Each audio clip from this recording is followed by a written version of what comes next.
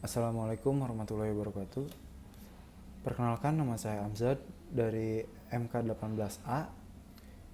Di sini saya akan mempresentasikan tentang pasar modal dan pasar keuangan. Nah, baik, kita mulai. Sebelumnya di sini kita akan membahas prospektus, dan di sini ada beberapa perusahaan yang akan kita bahas. Pertama ada Ultra Pocher, kemudian ada Fuji Finance, dan yang ketiga ada Sentra Tama. Langsung saja. Nah, yang pertama ada Ultra Pocher.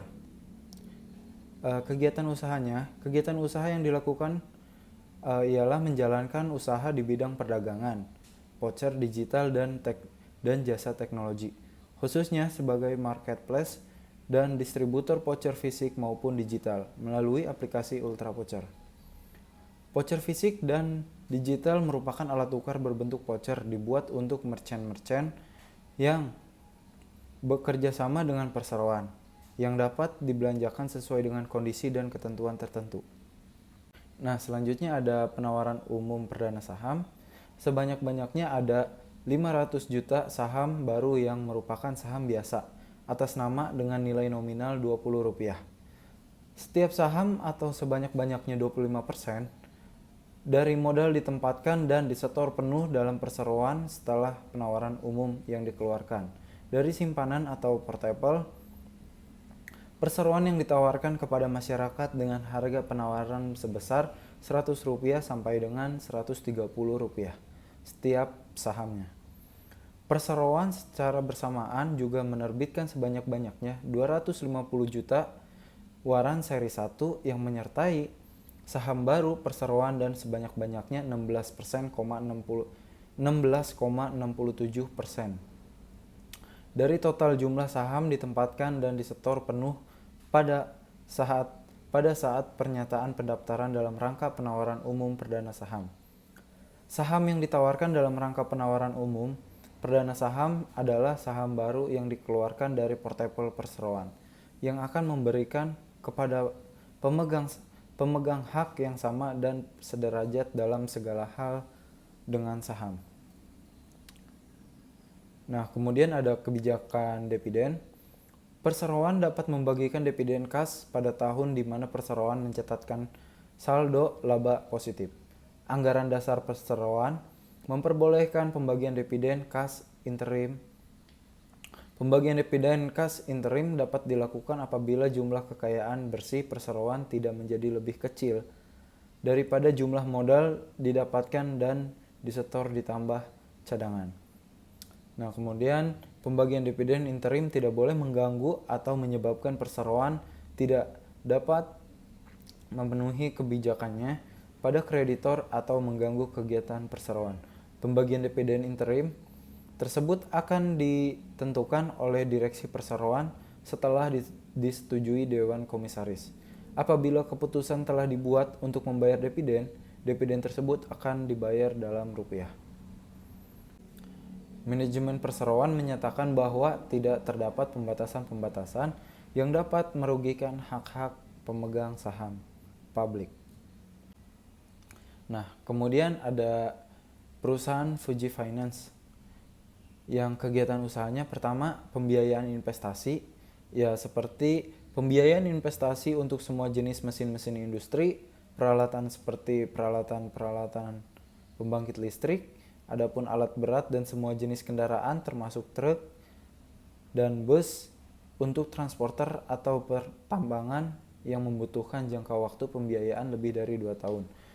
Kemudian kegiatan usaha yang kedua ada pembiayaan modal kerja seperti untuk pembelian bahan baku atau persediaan, arus kas untuk operasi atau jasa dengan prosedur sederhana dan fleksibilitas dalam rangka waktu 50 maksimum 2 tahun. Kemudian ada pembiayaan multiguna untuk pengadaan barang atau jasa yang dibutuhkan oleh pelanggan untuk konsumsi dalam jangka waktu yang disepakati. Nah, kemudian di sini ada penawaran saham umum perdana saham.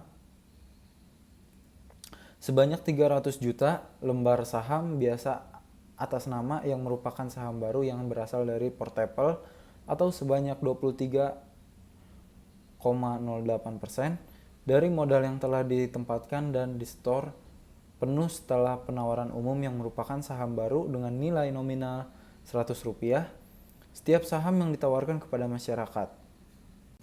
Saham yang ditawarkan tersebut ditawarkan dengan harga penawaran Rp110 setiap sahamnya, yang harus dibayar penuh pada saat mengajukan formulir pemesanan pembelian saham. Nilai dari penawaran umum secara keseluruhan adalah sebesar Rp33 miliar. Seluruh saham perseroan yang ditawarkan dalam menawarkan umum ini memiliki hak yang sama dan sederajat dalam segala hal dengan saham lainnya di perseroan yang telah ditempatkan dan disetor penuh sesuai dengan undang-undang. Kemudian ada kebijakan dividen. Para pemegang saham perseroan yang merupakan hasil dari pelaksanaan penawaran umum saham perdana mempunyai hak yang sama dan sederajat dalam segala hal dengan pemegang saham yang lama, yaitu antara lain pertama menghadiri dan mengeluarkan suara dalam RUPS, kemudian menerima pembayaran dividen dan kekayaan hasil likuidasi, kemudian menjalankan hak lainnya berdasarkan UU PT dan sesuai dengan ketentuan-ketentuan anggaran dasar perseroan. Setelah penawaran umum, manajemen perseroan bermaksud untuk membayarkan dividen kas kepada pemegang saham perseroan dalam jumlah sebanyak-banyaknya 20% dari laba bersih perseroan tahun buku tahun 2020. Nah, kemudian ada PT Sentra Tama Telekomunikasi Indonesia. Kegiatan usahanya ialah menjalankan kegiatan usaha di bidang jasa dan investasi. Yang kedua, menjalankan usaha dalam bidang perdagangan umum, termasuk perdagangan ekspor dan impor. Yang ketiga, menjalankan usaha dan bidang telekomunikasi seluler, telekomunikasi satelit, dan telekomunikasi lainnya.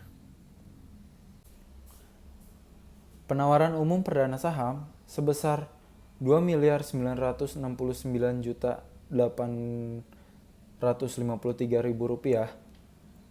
Saham biasa atas nama dengan nilai nominal Rp100 setiap saham atau setara dengan 400% modal ditempatkan dan disetor perseroan pada saat pernyataan pendaftaran saham baru ini ditawarkan dengan harga penawaran Rp150 setiap sahamnya, sehingga seluruhnya bernilai Rp445.487.000.